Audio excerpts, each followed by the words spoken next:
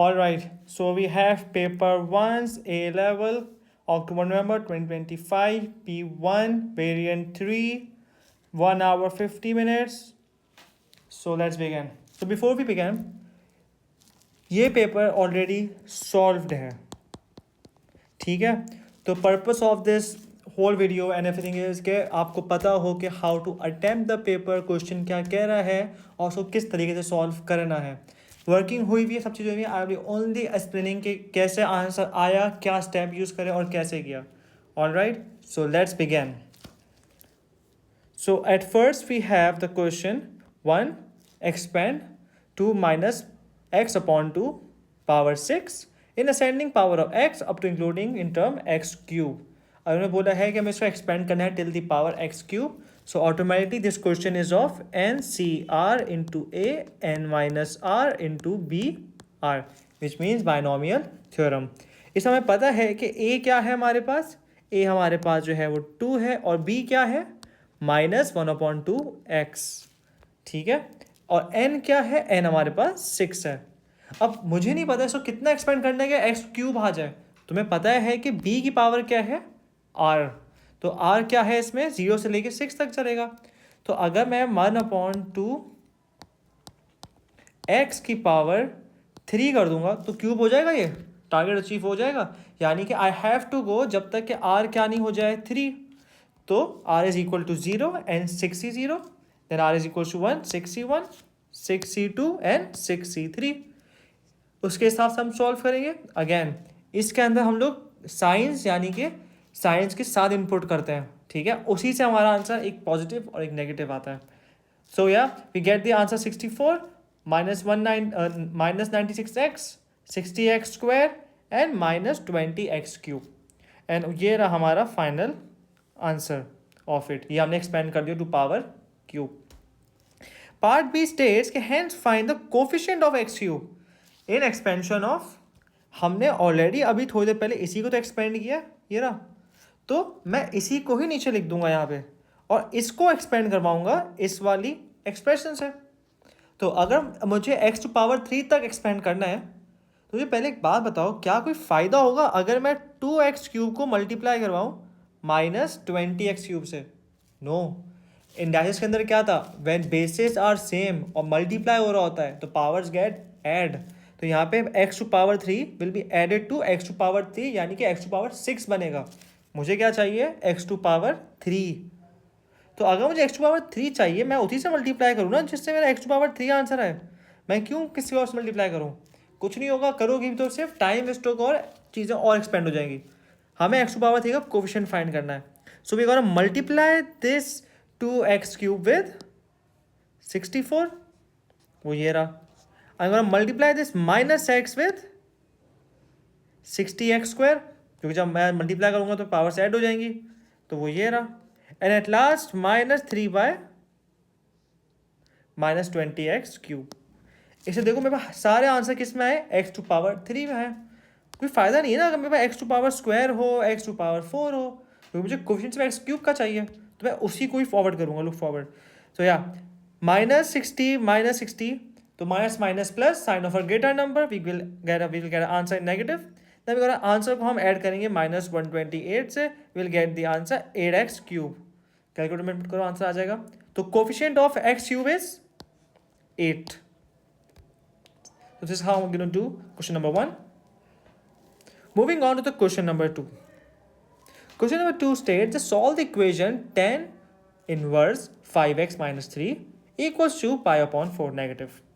अच्छा, पहले मुझे बात बताओ, हम लोग ओ लेवल से सीख के आए जब हमारे पास होता था sine x is equal to 60, तब मुझे x को सब्जेक्ट बनाने में क्या करता था, x is equal to sine inverse bracket में 60, यही करते थे ना हम लोग. तो यहाँ भी तो यही हुआ हुआ है, टेन इनवर्स हुआ हुआ है. मैं इक्वल्स टू के इस साइड ले जाऊंगा तो टेन नॉर्मल टेन बन जाएगा इनवर्स के बजाय.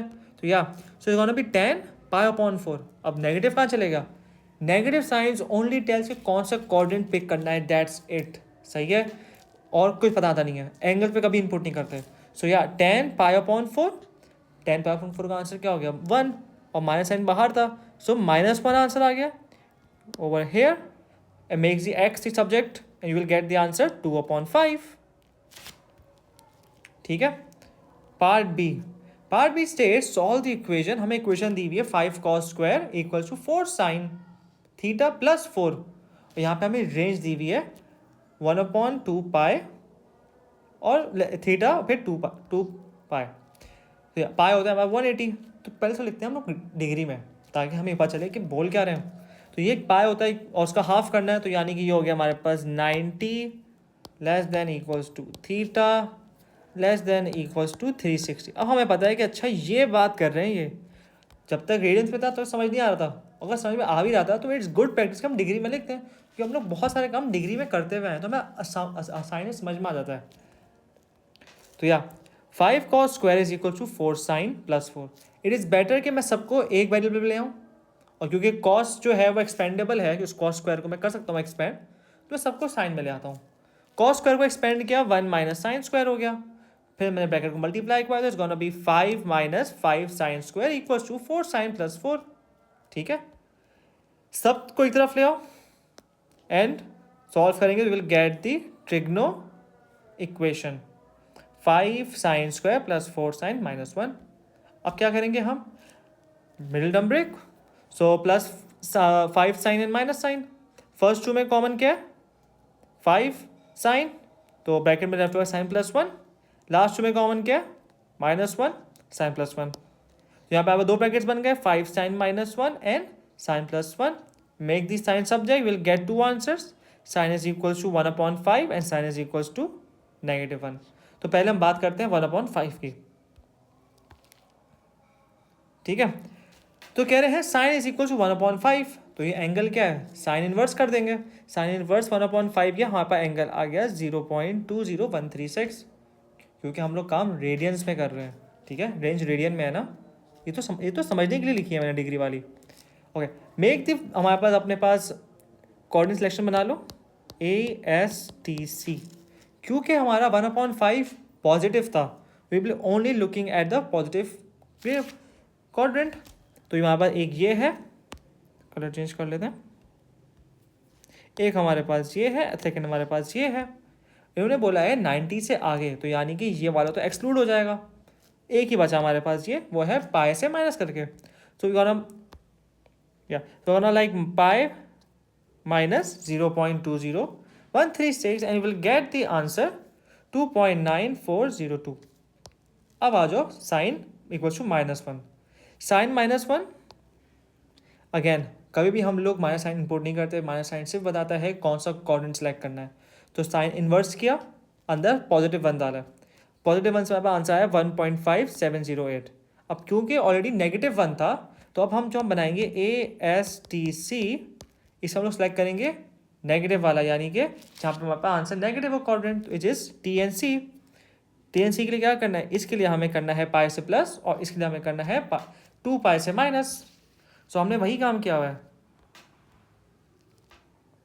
पाई plus 1.5708 will get the answer 4.712, 2 pi minus 1.708 will get the answer 4. तो हमारे पास दो आंसर्स हैं इसके, Q is equals to 2.9 and Q is equals to यानी थीटा इक्वल टू 4.712। तो हमें से दो आंसर आ गए इसके। All right, moving on to question number 3।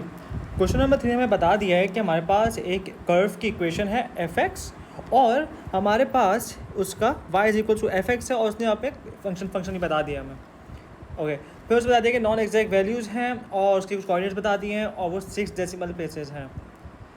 अच्छा, A coordinate B C D सब बताया हुआ है। Find the value of k, और उसके बाद उन्होंने बोला है क्रिएट 6 डेसिमल प्लेसेस। k कहाँ है हमारे पास, k हमारे पास ये रहा B पे। ठीक है, तो अगर हमें k की वैल्यू ढूंढनी है तो बहुत ही आसान है, हमें बस फंक्शन में इनपुट करना है, बहुत आसान सा बात है। लाइक जो मैं फंक्शन दिया है 1/2 x to power 2/3 x minus 2 power square, x में क्या इनपुट हो जाएगा हमारे पास 8.001। इनपुट करेंगे, कैलकुलेटर में इनपुट करेंगे, आंसर आ जाएगा हमारे पास 72.030040। ठीक है, ये हमारे पास 6 डेसिमल प्लेसेस होगा। 6 डेसिमल प्लेसेस का मतलब ये होता है कि पॉइंट के बाद 6 डिजिट्स होने चाहिए, रिगार्डलेस पॉइंट से पहले कितने डिजिट है वो अलग बात है, बस पॉइंट के बाद 6 डिजिट होने चाहिए। इसका मतलब होता है करेक्ट टू 6 डेसिमल प्लेसेस। इसके पार्ट डी ने हमें बोला है कि the table shows the gradient of A B and A C 4 decimal places है करेक्ट, और find the gradient of A D. Chord A D का फाइंड करना है तो कोई मसला नहीं है। फॉर्मूला क्या है ग्रेडियंट का, y2 minus y1 upon x2 minus x1। हमें बोला है ए डी का, ए के कोऑर्डिनेट्स हमें पता हैं, डी के कोऑर्डिनेट्स हमें पता हैं, तो just input in the calculator, formula put करो, विल गेट द आंसर 30.3888। ठीक है लास्ट। अब ये सबसे ज़्यादा मुश्किल सवाल है लेकिन थोड़ा ट्रिकी है, कॉन्सेप्ट बहुत ज़्यादा लगता है। Okay hear me out. State what the value in the table suggest about value of F derivative 8। ये जो है हमारे पास डिफरेंशिएट हुआ है, ये एफ इन्वर्स नहीं है। अगर एफ इन्वर्स होता तो f2 -1 होता, बट ये f स्लैश है। इसका मतलब क्या होता है कि ये क्या बात कर रहा है, ये बात कर रहा है डेरिवेटिव का। डेरिवेटिव यानी कि डिफरेंशिएट यानी कि ग्रेडियंट की बात कर रहा है। कह रहा है f8 उस पे क्या ग्रेडियंट होगा, तो सही है। Let's make a curve. हमें पता है कि इस तरीके का कोई कर्व बन रहा होगा, जो भी बन रहा होगा, ठीक है। ये हमारे पास पॉइंट ए होगा, मान लेते पॉइंट है, रफली बना रहे ना, थोड़ी ना सही भी हो। पॉइंट ए ये रहा, पॉइंट बी ये रहा, पॉइंट सी ये रहा और पॉइंट डी ये रहा, ठीक है। पॉइंट ए के कोऑर्डिनेट्स देखो, वो कह रहे हैं 8,72 यानी कि 8,72। एक्स एक्सिस पे 8 है, वाई एक्सिस पे 72 है, ठीक है। बी क्या कह रहा है, बी कह रहा है कि 8.001, बहुत थोड़ा सा फ़र्क आया है इसमें, 8.001 कॉमा 72.03004, और फिर सी 8.01 और डी हमारे पास है 8.1, ठीक है। वाई इसके सभी रोक दो, मैं बताता हूँ क्या सीन है। देखो गौर से, तुमसे पूछा हुआ है कि जब हमारे पास 8 पे होगा तब हमारे पास क्या उसका ग्रेडियंट होगा, यही मतलब होता है डिफरेंशिएट का। तो अगर मैं यहाँ पे कह रहा है कि अगर मैं यहाँ से एक टेंजेंट गुजारूँ तो इस पॉइंट पे क्या ग्रेडियंट होगा ये बता दो मुझे, तो ठीक है। अब इसको तुम्हें सजेस्ट करना है, और सजेस्ट करने का तरीका क्या है, तुम्हें ये बात पता है कि ए और बी का ग्रेडियंट क्या है, पता है ना तुम्हें ये बात। अगर मैं यहाँ पे ए और बी का ग्रेडियंट बनाऊँ तो हमें ऊपर फाइंड क्या हुआ है, तुम्हें दिया हुआ ग्रेडियंट ऑफ ए बी क्या है, 30.0039, 30.0039। और देखो ए और बी में कितना फ़र्क है, 8 और 8.001, बहुत बहुत मामूली सा फ़र्क है, बहुत कम फ़र्क है। बाकी में कितना 8.01 थोड़ा बढ़ गया, 8.1 थोड़ा और बढ़ गया।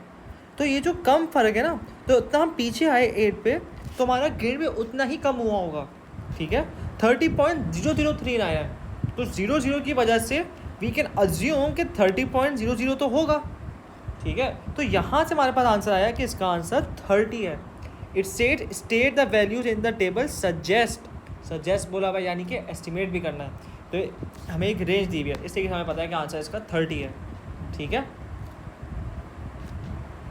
पार्ट 4 क्वेश्चन नंबर 4 क्या कह रहा है कि हमें बताया हुआ है कि first term, second term, third term क्या है, 20k एंड k - 5। कह रहे हैं प्रोग्रेशन क्या है हमारे पास, एरमेटिक है, और 30th टर्म फाइंड करनी है। तो पहला फाइंड करते हैं कि टर्म का फॉर्मूला क्या होता है। टर्म का फॉर्मूला होता है an-1d, ठीक है। अब a प्लस n-1, मुझे n पता है, मुझे a पता है, a 20 है मुझे पता है, नहीं पता वो क्या है, डिफरेंस। तो मैं डिफरेंस कैलकुलेट करूँगा पहले, डिफरेंस पता चल गया, प्रॉब्लम सॉल्व। तो यहाँ पे हमें पता है कि डिफरेंस कांस्टेंट होगा। अगर मैं k और 20 को माइनस करूँगा आंसर वही आएगा, अगर मैं k - 5 और k को करूँगा, डिफरेंस है ना।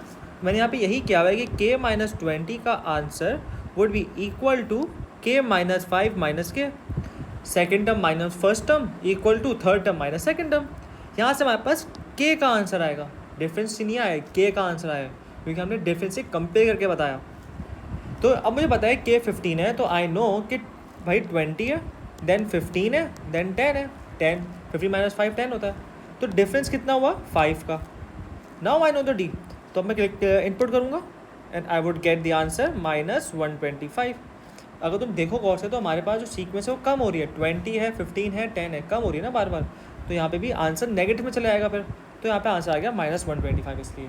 ठीक है, पार्ट बी क्या कह रहा है कि given instead that the progression is geometric, sum to infinity बताना है। पहले क्या थी हमारे पास, AP थी, एरिथमेटिक थी ना, अब हमारे पास GP है। पहले तो बताओ सम इन्फिनिटी का फॉर्मूला क्या होता है, A/1 - R। मुझे A पता है, A तो 20 है, मुझे R नहीं पता। GP के अंदर R होता है, राइट, रेशो होता है। अब I would find the K again, मैं K 15 यूज़ नहीं करूँगा। उसका रीज़न क्या है, उसका रीज़न ये है कि अब हमारे पास डिफरेंट वो हो गई ना, एक प्रोग्रेशन डिफरेंट हो गई। पहले AP था तो उसका डिफरेंस आ रहा था, अब हमारे पास GP है, उसका डिफरेंस कुछ और होगा, उसमें डिफरेंस होता ही नहीं, उसमें तो रेशो होता है। तो वही करेंगे, second upon first equal to third upon second. यहाँ से हमारे पास आंसर आएगा K का आंसर 10 आ गया। नाउ यू नो कि फर्स्ट टर्म जो है वो 20 है, देन 10 है, एंड देन 10 - 5 इज़ 5।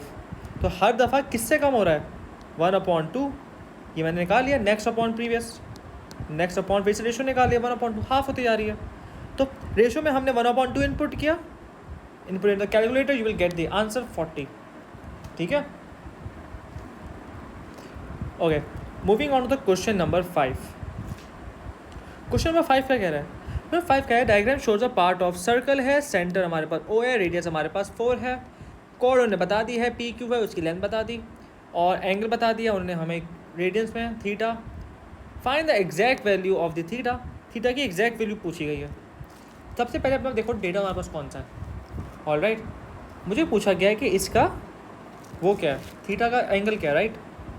अब मैं इसमें क्या यूज़ करूँ, मुझे अगर यहाँ की आर्क लेंथ पता होती ना तो मैं आर्क लेंथ का फॉर्मूला लगा देता। तो हमें पता है S = R3 R थीटा, मैं उसका फॉर्मूला लगा देता।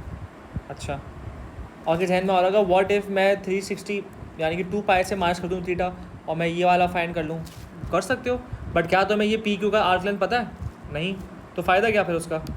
सही है, तो अगर तुम गौर से देखो ना तो ये क्वेश्चन O लेवल मैथ्स जैसा है। उसका रीज़न ये है कि हमारे पास एक ट्राइंगल है, नॉन राइट एंगल ट्राइंगल। अब उसमें तुम्हें अगर एंगल फाइंड करना है, तुम्हें याद है साइन रूल और कोसाइन रूल। साइन रूल में क्या था कि हमें 2 पेयर चाहिए होते थे, 2 एंगल्स और 2 साइड्स, हमें में एक एंगल है तो इसलिए साइन रूल नहीं लगा रहे। कॉस रूल क्या था अगर याद है तो हमारे पास A² = B² + C² - 2BC × cos A, ये था ना फॉर्मूला। बस 3 साइड्स गिवन है, cos A को सब्जेक्ट बनाएंगे इसी में, यही मैंने यहाँ पे फॉर्मूला लिखा हुआ है। चीज़ें इनपुट करेंगे, A हमारे पास ये है, ये हमारे पास B है, ये हमारे पास C है, और ये हमारे पास एंगल A है। ठीक है, ऑपोजिट होता है ना।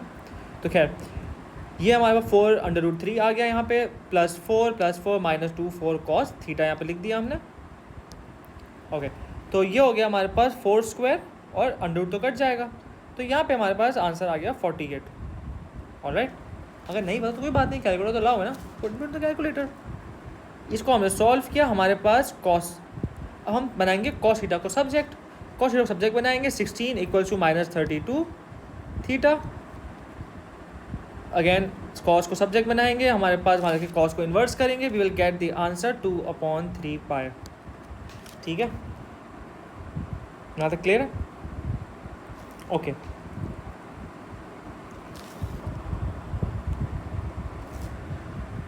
हाँ, यहाँ पे हमारे पास आ गया 16/-32। 16/-32 जब हम सिंप्लीफाई करेंगे will get the answer -1/2 cos। अब तुम्हें यहाँ पे पता है कि -1/2 की एग्जैक्ट वैल्यू क्या है, वो भी cos का, तो उसका होता है यहाँ पर 2/3π। ठीक है, ये तुम्हें वैल्यूज़ याद होंगी, कुछ वैल्यू हमें याद करनी पड़ती है, कुछ एग्जैक्ट वैल्यूज हमें याद करनी होती हैं। Moving on, find the exact area of the PXQ, यानी कि वो इसकी बात कर रहा है, वो इस एरिया की बात कर रहा है। ठीक है, ओके, तो हमें ये बात पता है कि ये हमारे पास क्या है, ये हमारे पास एक सेक्टर है और हमें उसका एंगल पता है, एंड या उसका रेडियस 4 है। फॉर्मूला क्या है, 1/2 R² थीटा। अब हमें अगर ये फाइंड करना है तो 2π में से माइनस कर दूंगा मैं 2/3π, right. I will get the answer 4/3 pi. तो एंगल कितना हो गया ये 4/3 पाई। एंगल हमें पता है, रेडियस हमें पता है, तो अब इनपुट करेंगे। यहाँ हमें इनपुट किया, या हमें ऐसी इक्वेशन बनी है, सिंप्लीफाई करके ऐसे बनेगा and will get the answer 32 अब इन्होंने हमसे पूछा था कि पी एक्स यू, राइट।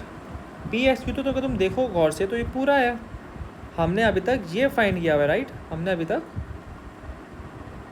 ये फाइंड किया है भाई, ये भी तो फाइंड करना है ना हमें, ये भी तो फाइंड करना है।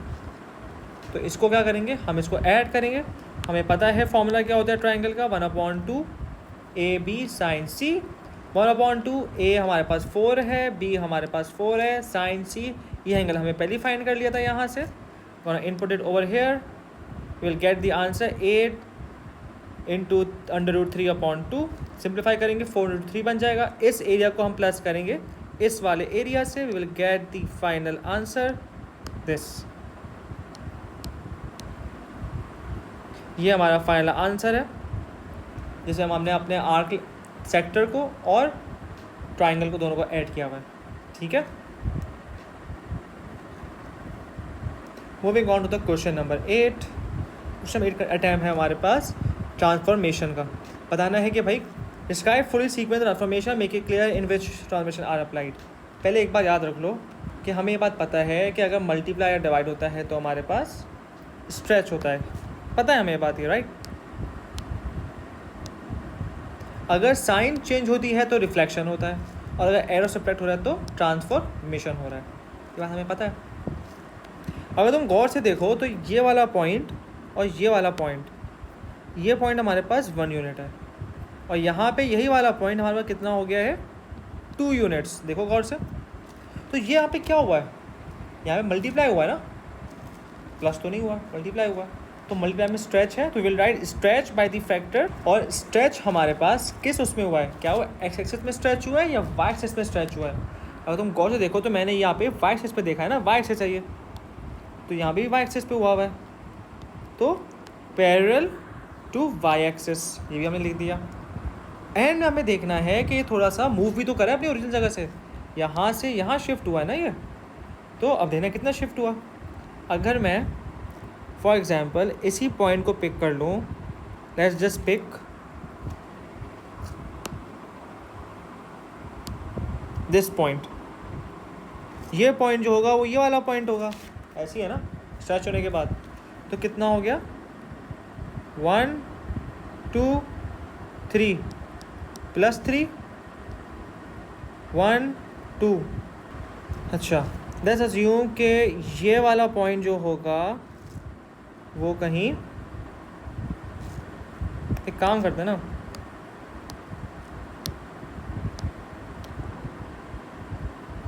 ये वाला पॉइंट जो होगा वो इधर होगा, ऐसी है। तो 1 2 3 +3 1 2 3 4 -4। तो ट्रांसलेशन भी हुई है +3 एंड -4 से, ऑल राइट। पार्ट भी कह रहा है यू आर गिवन f(x) या y, हमें इसमें state the value of the constant a b and c, ठीक है। अब आपको पता है कि स्ट्रेच हुआ है ना ये by the factor 2 with parallel to y axis. Stretch में क्या था, मल्टीप्लाई, और क्योंकि y एक्सिस में है तो हम क्या कर दिया, हमने इसको x³ जो था ना हमारे पास originally, let me get the red marker, या जो हमारे पास ओरिजिनली हमारे पास x³ था वो हमारे पास अब 2x³ हो गया है, because of the stretch O B in parallel y axis पे। y एक्सिस पे से आपने x का कोएफिशिएंट बना दिया, ठीक है। अब ये कह रहे हैं ट्रांसलेशन बाय वेक्टर 3/4, जो हमने पहले किया। जब ट्रांसलेशन तो हम क्या करते हैं, ऐड और सब्ट्रैक्ट करते हैं। तो यहाँ +3 हुई है तो यहाँ पे -3 हम लिखेंगे, उल्टा लिखते हैं, और यहाँ पे आ गया भाई -4, जिसने बता दिया कि ट्रांसलेशन भी हुई है। तो फाइनली हमारे पास ये हमारे पास एक बन गया इसका फॉर्मेशन इस तरीके से, जिसमें से a क्या आया हमारे पास 2, b आ गया हमारा +3, इक्वेशन में उल्टा लिखते हैं ना, और c आ गया हमारे पास -4। Done. Question number 7। Question number 7 states that ये हमारे पास फंक्शन है g, और उसका हमें बताया हुआ है ये 3/a है, x की वैल्यू ग्रेटर, कह रहे हैं जी इन्वर्स फाइंड करना है और वेरीफाई करना है कि अगर हम ए की वैल्यू 6 रखेंगे तो उसका g inverse would be equal to g x. ठीक है, पहले इन्वर्स फाइंड कर लेते हैं।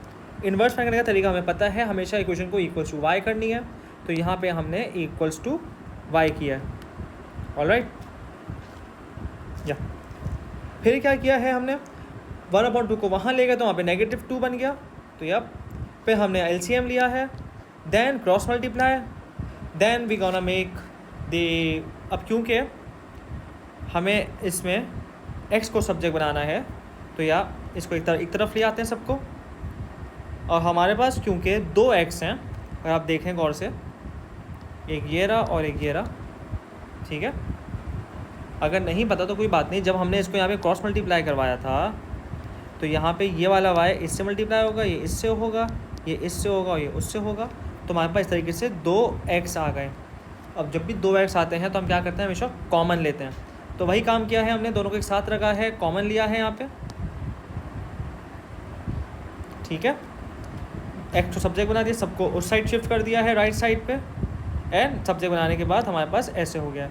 लास्ट में भी शिफ्टिंग करनी है, जो x है वो y है, जो y है वो x है, तो ये हमारे पास इक्वेशन बन गई है। ठीक है, ये हमारे पास g का इन्वर्स आ गया। ऑलराइट, ओके, अब भी कह रहे हैं g का इन्वर्स जो है वो इक्वल्स है g ऑफ x के, तो ये हमारे पास g का इन्वर्स आ गया है और ये हमारे पास नॉर्मल g आ गया। Now we gonna input the a को इनपुट करेंगे, सॉल्व करेंगे, सिंप्लीफाई करेंगे, and we will get the answer both of the same, यानी कि प्रूव्ड। ठीक है, शिफ्टिंग नहीं करनी, क्या पता आपने इसको उठा के यहाँ भेज दिया, किसी को वहाँ भेज दिया, क्रॉस मल्टीप्लाई करनी, नहीं, इसका मतलब ही होता है कि we have to prove that LHS यानी कि left hand side is equals to RHS यानी कि राइट हैंड साइड। ठीक है,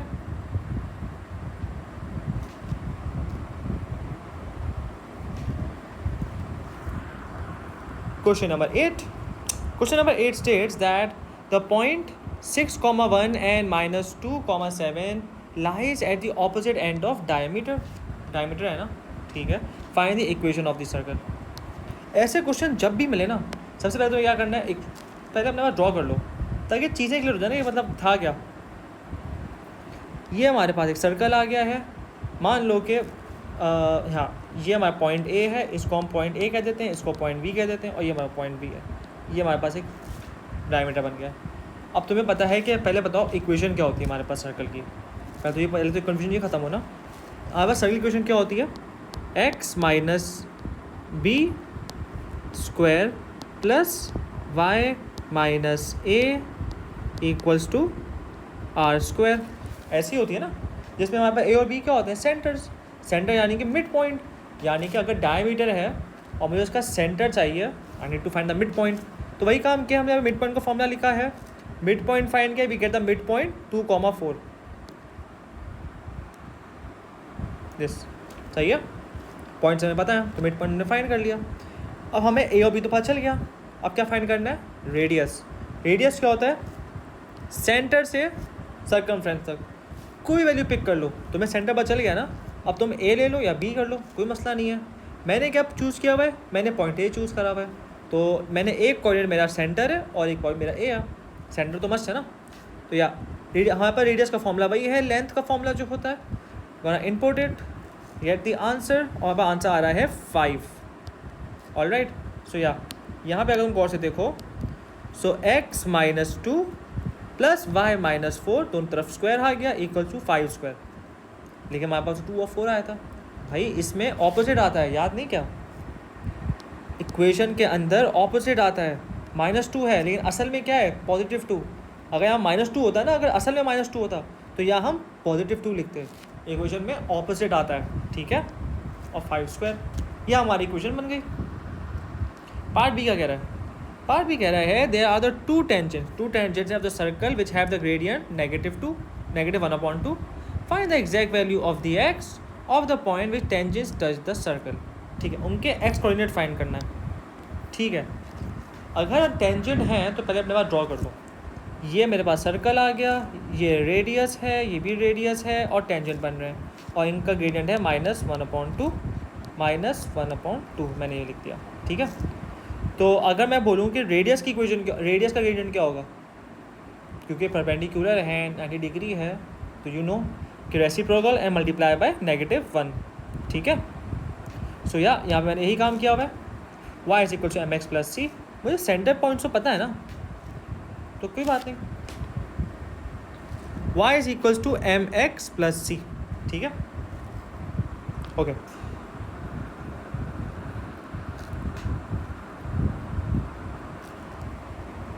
मुझे m पता है वो 2 है, मुझे पता है सेंटर कोऑर्डिनेट क्या आते हैं 2,4, तो मैंने यहाँ 5 में 4 इनपुट कर दिया, x में 2 आ गया। I will find the c which is 0, तो मेरे पास फाइनली इक्वेशन बन गई 2x, ये मेरे पास इसकी इक्वेशन आ गई, ठीक है, क्लियर है यहाँ तक, ऑलराइट। अब मेरे पास एक सर्कल की इक्वेशन है और अब मेरे पास एक उसकी इक्वेशन है।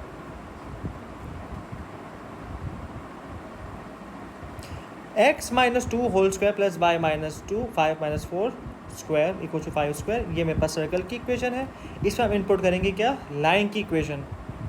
तो जब मैं लाइन की इक्वेशन पुट करूँगा कहाँ पे, y में, ओवर हेयर, भाई y इनपुट हो जाएगा ना, ये वाला 2x, यहाँ हमने 2x इनपुट किया हुआ है, अगर आप गौर से देखें। Then you want to open it with the identity a square minus B, a square minus 2ab plus B square, identity याद है ना, a square minus 2ab plus B square, क्योंकि देखो ना x minus 2 whole square 2x minus 4 whole square, हम open करेंगे और हमारे पास इस तरह की इक्वेशन बन जाएगी, क्योंकि वहाँ 5 स्क्वायर तो 25 भी हो जाएगा। Then we want to solve it and will get the expression like this, x square minus 4x minus 1। अब यहाँ पे हम लगाएंगे क्या, क्योंकि मिडिल टर्म ब्रेक पॉसिबल नहीं हो रहा, तो हम यहाँ लगाएंगे क्वाड्रेटिक फॉर्मूला, इनपुट करेंगे with respect to science and will get the answer 2 + -√5, ठीक है। तो ये हमारे पास exact values of x coordinate आ गई, क्योंकि हमारे पास ये x देता है ना, हमें x की वैल्यूज देता है हमें, जो हमारा क्वाड्रेटिक फॉर्मूला होता है, ओके। क्वेश्चन नंबर 9,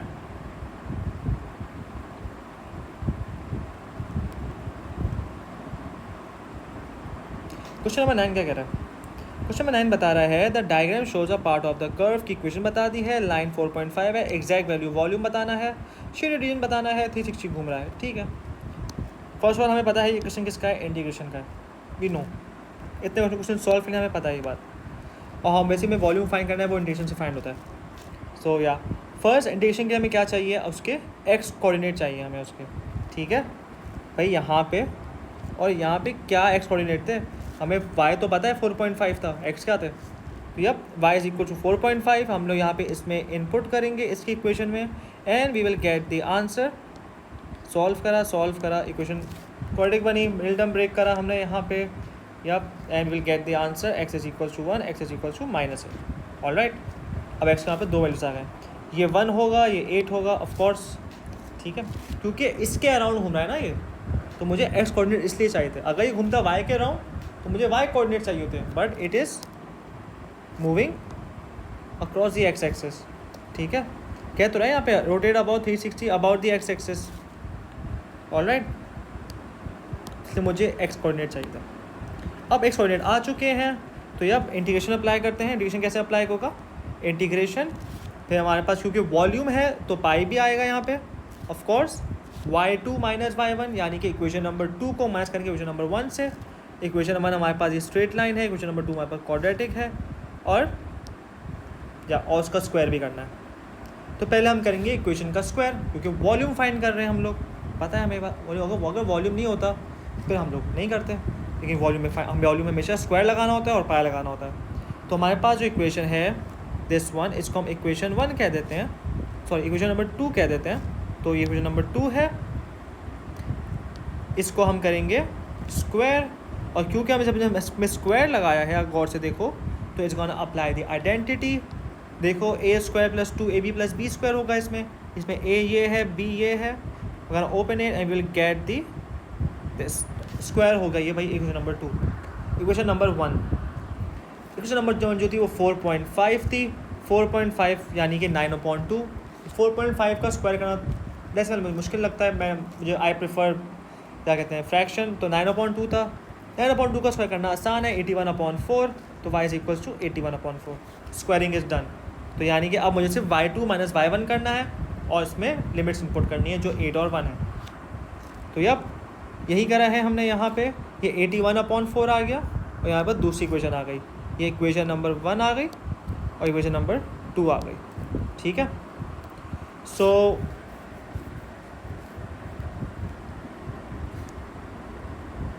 जब मैं 81/4 को माइनस करूँगा x² 4 + 4 16 × x², तो मैंने कहा पहले मैं ब्रैकेट सॉल्व कर दूँ, पहले इनपुट कर दूँगा। तो वही क्या है, इंस्टेड के मैं पहले वैल्यूज इनपुट करूँ, मैंने कहा पहले ब्रैकेट सॉल्व कर दूँ। तो या दिस इज कौन कि ये हमारे पास ब्रैकेट का आंसर बन रहा है जिसको मैंने यहाँ इनपुट किया। अब हम इस पर लिमिट्स इनपुट करेंगे। No,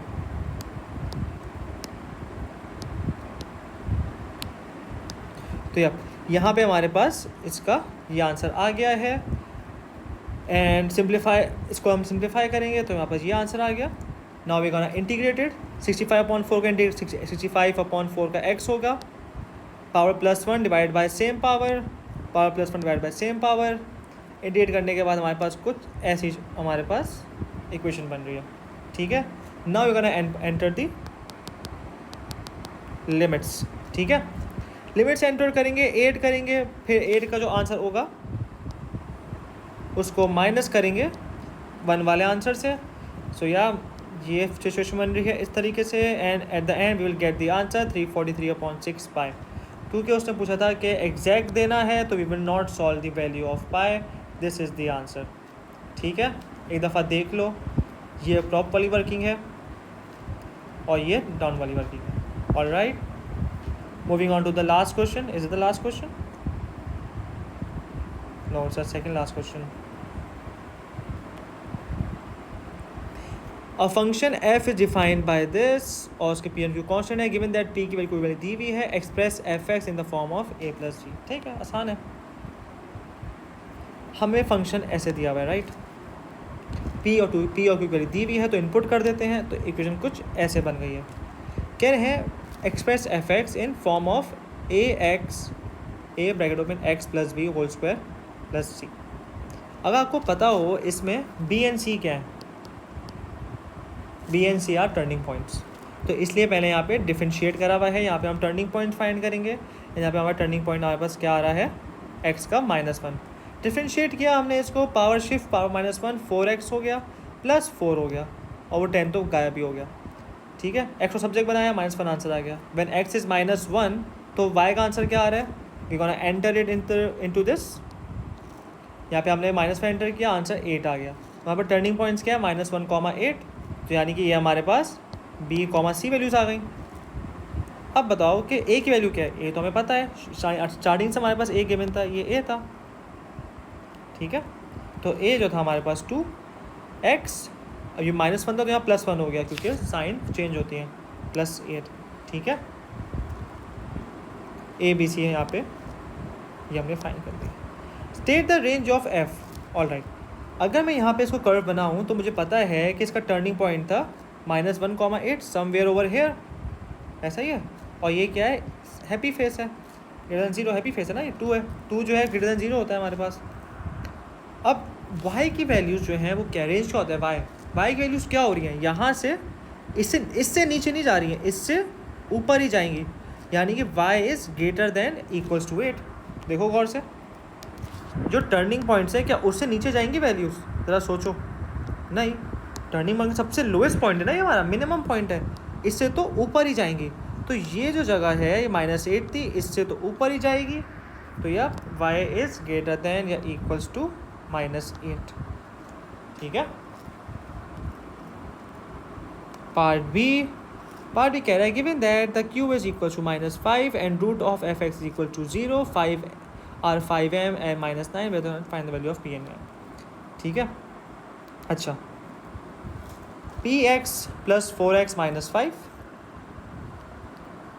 when x is equals to 5m. Moving on to question part B, it says it given that cube is equals to -5 and root of f(x) equals to 0 are 5m and -9m. सही है, यानी कि f(x) हमें पहले तो उसकी roots हमें बता दी हैं। अगर वो f(x) = 0 हुआ तब जाके हमारे पास रूट जो आएंगे उसके वो 5m और -9m आएंगे, ठीक है। Find the value of P and Q. एक बार याद रखो कि जब भी हमें टू अननोन्स फाइंड करने होते हैं, we always do simultaneous equations, ठीक है। साइमल्टेनियसली उनको सॉल्व करते हैं, यानी कि दो इक्वेशंस बनेंगी और उनको साइमल्टेनियसली उनको सॉल्व करेंगे। इट्स अ की, याद रख लो ये। हमें अभी इसमें भी क्या करना है, हमें दो अननोन्स फाइंड करने हैं। सो ये हमारे पास आ गया फंक्शन एफ, जो नंबर बताया हुआ था px² + 4x - 5 when x is equal to 5m। हमने कहा जब f इक्वल टू 5m है तो क्या इक्वेशन बनना है with respect to p and m in terms of, तो हमारे पास इक्वेशन हम इनपुट कर देते हैं 5m, पुट कर दिया, इनपुट कर दिया x की जगह, वी गेट द इक्वेशन 1, ठीक है। सिमिलरली ओवर है, हमने अभी -9m इनपुट किया, इनपुट करने के बाद we get the answer equation number 2 81pm² - 36m - 5। हमारे पास दो इक्वेशंस आ गई हैं, इसे हमें साइमल्टेनियसली सॉल्व करना पड़ेगा, यानी फर्स्ट इक्वेशन के सब्जेक्ट को दूसरी इक्वेशन के सब्जेक्ट में इनपुट करना होगा। लेट्स टेक इक्वेशन नंबर 1, इसमें हम लोग p को सब्जेक्ट बनाते हैं। सो सब p को आइसोलेट करते हैं, सबको राइट साइड भेजते हैं। यहाँ पे यही किया है, p को सब्जेक्ट बनाया है और हमारे पास ये हो रहा है। But if you can see numerator के अंदर 5 - 20m है। अब अगर हम देखें तो न्यूमरेटर और डिनोमिनेटर में 5 का टेबल है तो सिंप्लीफाई हो सकता है, but to in order to simplify we can take the common first because of the minus. 5 common लिया, लेफ्ट बचा 5 1 - 4m अपॉन 25m²। 5 1 सा, ये हमारे पास 5 हो गया and we get the simplest version over here. So yeah ये हमारे पास अब p इज इक्वल्स टू ये हो गया, ठीक है। इसको हम करेंगे input second equation which means in this, जहाँ पे हमारे पास p था, तो यहाँ पे इनपुट करेंगे, तो यहाँ पे हमने इनपुट कर दिया है। यहाँ पे m² कट डाउन हो गए हैं एंड सिंप्लीफाई करा है, एलसीएम लिया है and we got over here and हमारे पास m को सब्जेक्ट बनाएंगे एंड वी गेट 1/9m, ठीक है। अब हमारे पास m की वैल्यू आ गई है। p जो था वो हमारे पास था 1 - 4m 5m²। इस पर हम लोग 1/9 को इनपुट कर देंगे, वो यहाँ पे किया हुआ है, कैलकुलेटर में पुट करेंगे, we get the answer of p which is 9, ठीक है। Question number 11। क्वेश्चन नंबर 11 बहुत इंपॉर्टेंट है और बहुत कॉन्सेप्चुअल भी है, अगर समझ में आए तो आसान है। देखो पहले हमेशा ना रूट मैप बनाओ। क्वेश्चन क्या कह रहा है, the equation of the curve is y is equals to, ये हमारे पास कर्व की इक्वेशन आ गई है, ठीक है। Find the coordinate of the point, उस पॉइंट का कोऑर्डिनेट दोनों which is tangent to the curve, curve का टेंजेंट भी है इस पॉइंट पे और इंटरसेक्ट हो रहा है एक और लाइन पे जो है y इक्वल्स टू -8, ठीक है। हमें उसके कोऑर्डिनेट्स फाइंड करने हैं। एक और समझो हो क्या रहा है, ये हमारे पास कर्व है, ठीक है। इस पॉइंट समझो, ये पॉइंट हमारे पास है 3,5 का, ऑलराइट। यहां से एक लाइन पास हो रही होगी जो कि टेंजेंट होगी, जो उसने बताया है, ठीक है। ये ब्लू लाइन जो है हमारे पास टेंजेंट वाली लाइन है। कह रहा है ये लाइन इंटरसेक्ट कर रही है एक और लाइन से y इक्वल्स टू -8, यानी कि जो एक और लाइन है हमारे पास समवेयर ओवर हेयर, ये इससे इंटरसेक्ट करी, इसका नाम है y इज इक्वल्स टू -8। कह रहे अब जो इंटरसेक्ट हो रहा है ना, इसके कोऑर्डिनेट्स क्या है, यानी कि ये वाला कोऑर्डिनेट क्या है, इसके कोऑर्डिनेट्स बताओ x और y। क्वेश्चन देखो, ये तो मतलब है इसका, कब क्वेश्चन समझ में आ जाए ना 50% का हमारा वहीं खत्म हो गया। Find the coordinate of point, उस पॉइंट का which is tangent blue line to the curve, red वाला कर्व, एट द पॉइंट जो इंटरसेक्ट कर रहा है, किससे इंटरसेक्ट कर रहा है, लाइन से, y इक्वल्स टू -8x। तो इसी पॉइंट की तो बात कर रहा है वो, गौर से सोचो, ठीक है। अभी पहले बनाओ रूट मैप के सॉल्व कैसे होगा। अगर मुझे इस पॉइंट का कोऑर्डिनेट फाइंड करना है, आई नो कि अगर मैं ब्लू लाइन की इक्वेशन फाइंड कर लूँ my problem will be solve. मैं अगर ब्लू लाइन की इक्वेशन फाइंड कर लूँ और मेरे पास ग्रीन लाइन की इक्वेशन है, साइमल्टेनियसली सॉल्व होंगे, इंटरसेक्शन पॉइंट मिल जाएगा मुझे। यही मैंने बताया है कि अब मुझे अगर ब्लू लाइन की इक्वेशन बनानी है तो वहाँ पर होता है क्या, y equals to mx + c। एक इक्वेशन बनाने के लिए you only need a point और ग्रेडियंट। ग्रेडियंट मुझे पता चल जाएगा क्योंकि मेरे पास कर्व है, उसको डिफ्रेंशिएट करूंगा। और अगर मुझे c फाइंड करना है, इसके लिए मेरे पास पॉइंट्स हैं, इनपुट करूंगा c आ जाएगा। सो मैंने ही बताया यहाँ पे रूट मैप कि फर्स्ट विल गोना डिफ्रेंशिएटेड, उससे हमारे पास कर्व का ग्रेडियंट आ जाएगा। जब कर्व का ग्रेडियंट आ जाएगा उस पर हम लोग क्या करेंगे, कोऑर्डिनेट्स पुट करेंगे, ताकि उस पर्टिकुलर मुझे पॉइंट यानी कि जो येलो डॉट है इस पर्टिकुलर पॉइंट पे क्या ग्रेडियंट है मुझे वो पता चल जाए। जब मुझे वो ग्रेडियंट पता चल जाएगा वहां से बन जाएगी लीनियर इक्वेशन, तो प्रॉब्लम सॉल्व हो जाएगी ना। मेरे पास ग्रेडियंट है, मेरे पास कोऑर्डिनेट्स हैं, ये लाइन बन गई। जब लाइन की पोजीशन बन जाएगी तो I can solve it simultaneously और वहां से मेरे पास कोऑर्डिनेट्स आ जाएंगे। ये मेरे पास एक रूट मैप आ गया, सही है। तो लेट्स स्टार्ट। 8/3x - 8 - 6/x - 6। अगर मुझे डिफरेंशिएट करना है तो सबसे पहले तो इन सबको न्यूमरेटर में ले आओ। तो सबकी पावर क्या होगा, ब्रैकेट में -1 - 6 x - 1 -1, क्योंकि -1 इसलिए क्योंकि वो डिनोमिनेटर से न्यूमरेटर में आए, ठीक है। डिफरेंशिएट करेंगे तो पावर शिफ्ट करेंगे, पावर को -1 करेंगे, -1 को शिफ्ट किया, -1 किया, पावर -1 और इंटरनल डिफरेंशिएशन जो 3 था यहाँ आ गया, माइनस था फिर अगेन वहाँ पे वही किया, ये हो गया, ठीक है। अब हम थोड़ा सॉल्व करेंगे। 3 × 8 होता है हमारे पास 24 और क्योंकि बाहर बाहर है तो वहाँ पर -24 आ गया, ठीक है। यहाँ भी हमारे पास -6 हो गया। अब सबको अपनी ओरिजिनल जगह पे ले आते हैं ताकि हमारे पावर नेगेटिव से पॉजिटिव हो जाए। अब जो मेरे पास ये जो मैंने ये बॉक्स बनाया हुआ है ग्रीन का, तो ये मेरे पास क्या है, dy/dx, ये जो मेरा ग्रेडियंट है कर्व का, ठीक है। इसमें मैं क्या इनपुट करूंगा, 3 यानी कि x कोऑर्डिनेट, तभी तो मुझे इस पर्टिकुलर येलो पॉइंट जो था मेरा, कहाँ गया येलो पॉइंट, ये इस पर्टिकुलर पॉइंट पे क्या ग्रेडियंट तभी पता चलेगा ना, और जो इसका पर्टिकुलर पॉइंट पे होगा वही इस टेंजेंट का होगा, ठीक है। नहीं, रेसिप्रोकल नहीं करेंगे। रेसिप्रोकल तो हम तब करते हैं जब हमारे पास परपेंडिकुलर हो। टेंजेंट कब से परपेंडिकुलर होने लगा, नहीं। रेसिप्रोकल और -1 नहीं करेंगे। इसमें जो पर्टिकुलर पॉइंट पे हमारे पास ग्रेडियंट होगा वही हमारे पास उस टेंजेंट का भी होता है, ठीक है। ये बात भी रिवाइज हो गई। इस पर हम इंसर्ट x = -3 करेंगे। जब हमने इस पर -3 करा तो -24/3 ब्रैकेट ओपन 3 इनपुट कर दिया, -8 bracket close square plus 6 upon bracket में -3 -1 फिर स्क्वायर कर दिया, ठीक है। सॉल्व करेंगे and we will get the answer -45/2, ठीक है। अब ये मेरे पास जो ग्रेडियंट है लाइन का भी यही होगा। लाइन की इक्वेशन क्या है, y - y1 = m time x - x1। आप चाहें तो y को mx + c भी यूज कर सकते हैं, कोई प्रॉब्लम नहीं, एम एक ही बात है इसमें, सही है। अब इसमें हम लोग कोऑर्डिनेट का इनपुट करेंगे, कोऑर्डिनेट हम लोग ये वाला इनपुट करेंगे, ठीक है। 5 इनपुट कर दिया y की जगह और हमने 3 इनपुट कर दिया x की जगह। इक्वेशन बनाएंगे and we get the equation of line -45x + 145/2, ठीक है। ये हमारे पास इक्वेशन नंबर 2 आ गई। इक्वेशन नंबर 1 क्या आती है हमारे पास, ये रही, मैंने यहाँ लिखा हुआ है y = -8x, जो क्वेश्चन में गिवन था। इक्वेशन नंबर 2 क्या है हमारे पास, जो हमारे पास हमने अभी फाइंड करी है।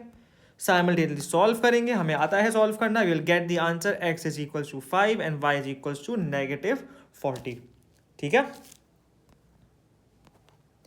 Part B, find the x coordinate of each of the stationary point of the curve. Curve का मुझे अगर स्टेशनरी पॉइंट फाइंड करना है, हम क्या करते थे, हम लोग डिफरेंशिएट करते थे, पर्टिकुलर पॉइंट पे जाके x का सब्जेक्ट बना के x की वैल्यू फाइंड करते हैं, ठीक है। डिफरेंशिएशन हमने ऑलरेडी करा हुआ है तो वापस नहीं करेंगे, ऊपर करके आए ना डिफरेंशिएशन, यहाँ पे करके आए हम लोग, ये रहा। तो -24 -24/3x - 8 whole square plus 6/x - 1 whole square, ये हमारे पास डिफरेंशिएशन था, देख लो सेम है ना, सेम है।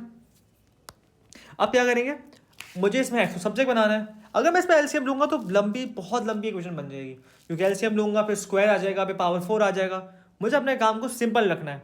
सिंपल करने के लिए मैं क्या करूंगा कि आई नो कि अगर मैं इसको लेफ्ट साइड पे भेज दूं तो I can cross multiply it, वही तो करूंगा।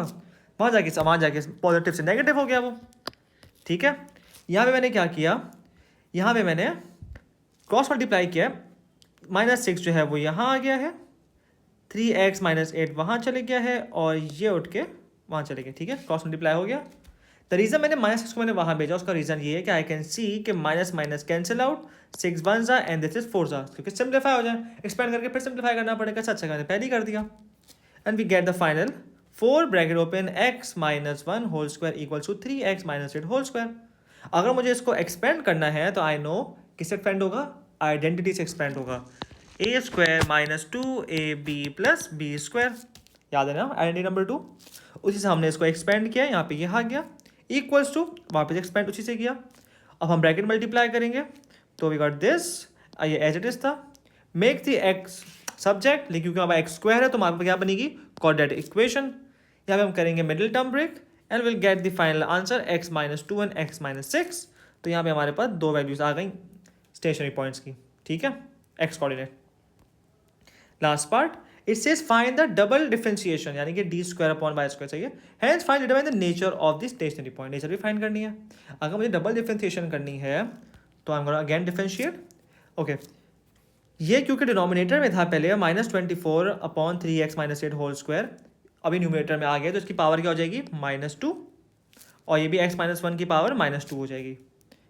I would not differentiate again, मैं ऑलरेडी कर चुका हूँ, बार बार क्यों करूँगा, टाइम वेस्ट होगा उससे। प्रीवियस पार्ट का लिंक है ना ये, उसी को कंटिन्यू करें।